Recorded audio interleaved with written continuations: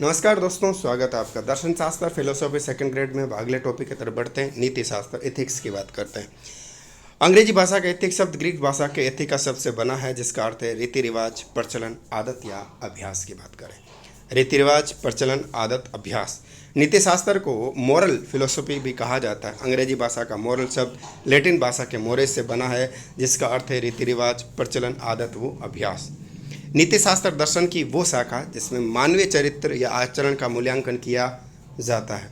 नीति शास्त्र को चरित्र विज्ञान भी कहा जाता है। क्या कहा जाता है? चरित्र विज्ञान। नीति शास्त्र भाई जिसे चरित्र का पता लगाया जा सके, मौलिक जो उसमें मूल्य है, कैसे विचार हैं, कैसा व्यवहार है, वो पता किया जाता है, एथिक्स में आता है। नीति शास्त्र में मनुष्य की केवल ऐच्छिक क्रियाओं का अध्ययन किया जाता है। नीति शास्त्र में मनुष्य की केवल जो ऐच्छिक क्रिया है, क्या चाहता है, क्या इच्छा, उसका अध्ययन किया जाता है। नीति शास्त्र को नियामक विज्ञान भी कहा जाता है, रेगुलेटरी साइंस, क्योंकि नीति शास्त्र में मानव चरित्र को नियंत्रित करने की बात कही गई है। अब देखते हैं वर्चव यानी सद्गुण की बात करते हैं। सद्गुण क्या है? सद्गुण के लिए जो वर्चव शब्द काम में लिया गया है वो यूनानी शब्द एरेटे का समानार्थक शब्द है, जिसका अर्थ होता है उत्कृष्टता या श्रेष्ठता।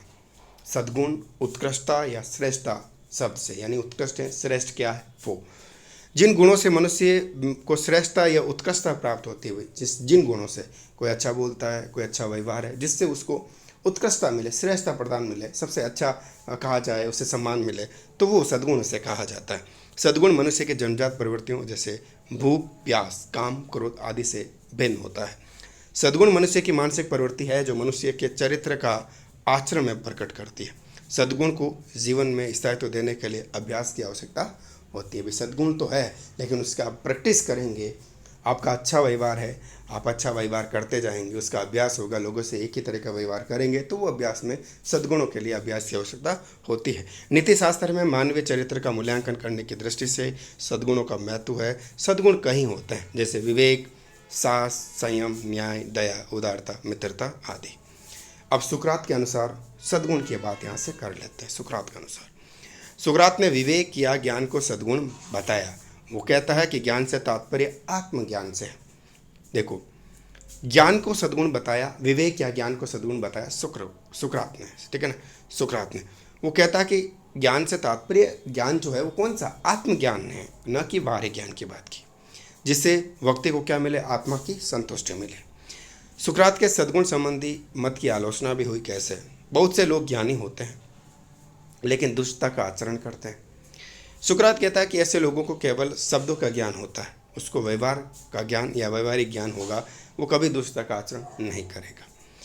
बहुत से अज्ञानी लोग नैतिकता का आचरण करते हैं, उन्हें ज्ञान नहीं होता लेकिन नैतिकता का आचरण करते हैं, व्यवहार अच्छा करते हैं। क्या कहते हैं? सुकरात कहते हैं कि ये लोग अनपढ़ हो सकते हैं किंतु इन्हें अज्ञानी नहीं कहा जा सकता।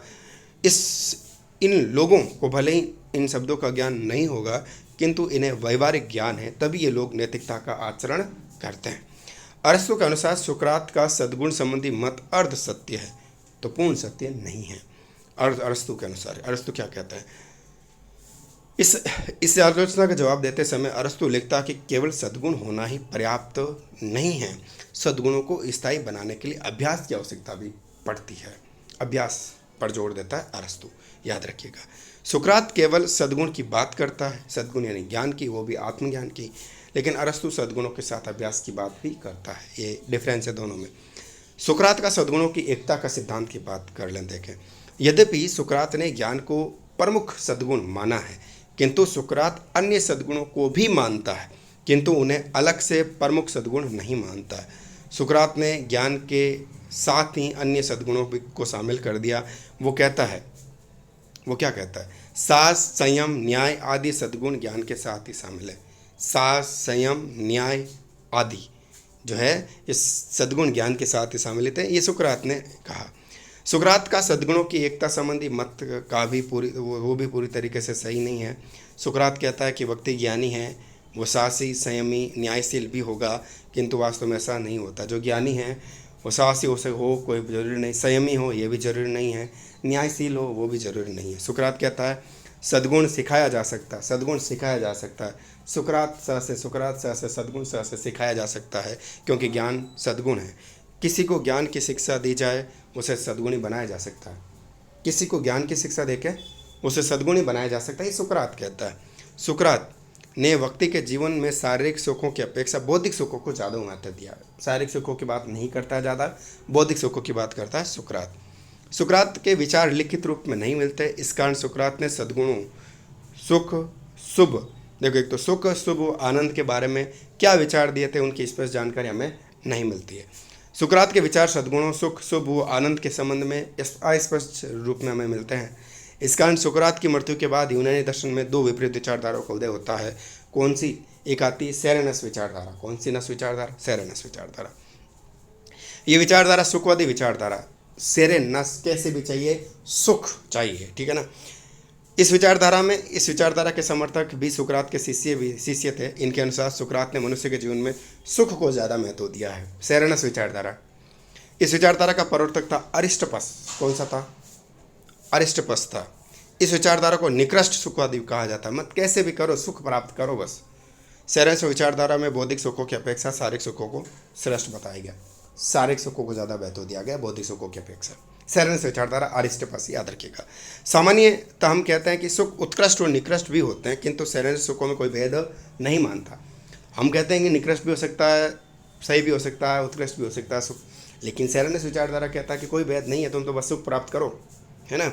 सेरेनस सुदूरवादी सुख की अपेक्षा तात्कालिक सुख को ज़्यादा महत्व देता है। सुदूरवादी, आपको इस जन्म के फल अगले जन्म में मिलेंगे, अरे कौन वेट करेगा इतना, तुम तो अभी क्या मिल सकता है उस पर बिलीव करो, ये कहते हैं सेरेनस विचारधारा। सेरेनस कहते हैं कि ऐसे सुख का परित्याग कर देना चाहिए जिससे कि दुख प्राप्त हो सके, है ना। घंटों फोन पे लगे रहो फिर आंसू बहाओ, हैं, तो वो वाला नहीं। उसके बाद आते हैं सिनिक विचारधारा। सिनिक का छोड़ देना एक मारवाड़ी शब्द है चिनिक। छिनिक भी सुख की बात नहीं करता। सिनिक विचारधारा, सिनिक, याद रखें। इस विचारधारा के समर्थक भी सुकरात के शिष्य थे। इनका कहना था कि सुकरात ने मनुष्य के जीवन में सुख को बिल्कुल भी स्थान, एक तरफ जो सेरेनस विचारधारा कहती है कि सिर्फ सुख प्राप्त करो, दूसरी तरफ सिनिक विचारधारा कहती है छिनिक भी नहीं, बिल्कुल सुख को तो स्थान ही नहीं दिया। इस विचारधारा के प्रवर्तक थे एंटीसेनिस और डायोनिसिस। इस विचारधारा को बुद्धिवादी विचारधारा भी कहा जा सकता है। इनके अनुसार बुद्धि द्वारा समस्त इंद्रियों का दमन करके, सब कुछ दमन करके कठोर वैराग्य का जीवन जीना। एक तरफ सेरेनस विचारधारा की मौज करो, मस्ती करो, सुख प्राप्त करो, दूसरी तरफ कहता है नहीं, कठोर तपस्या करो, ठीक है। इनके अनुसार गरीबी और पीड़ा का जीवन बिताना ही श्रेष्ठ है। गरीबी और पीड़ा का जीवन बिताओ। सिनिक विचारधारा, सिनिक विश्व नागरिकतावाद के विचार को मानते हैं, विश्व नागरिकतावाद के। सिनिक कहते हैं कि यूनान के प्रत्येक नागरिक को अपने आप को केवल अपने नगर का नागरिक नहीं मानना चाहिए, बल्कि संपूर्ण यूनान का नागरिक मानना चाहिए। सेरेनस और सिनिक दोनों एक पक्षीय एकांकी विचारधारा हैं। इनमें से किसी भी एक को पूर्णतया सत्य नहीं माना जा सकता। इन दोनों विचारधाराओं को समन्वय हमें यूनान के पहले पूर्णतावादी दार्शनिक प्लेटो के दर्शन में मिलता है। अब प्लेटो है अगले वीडियो में।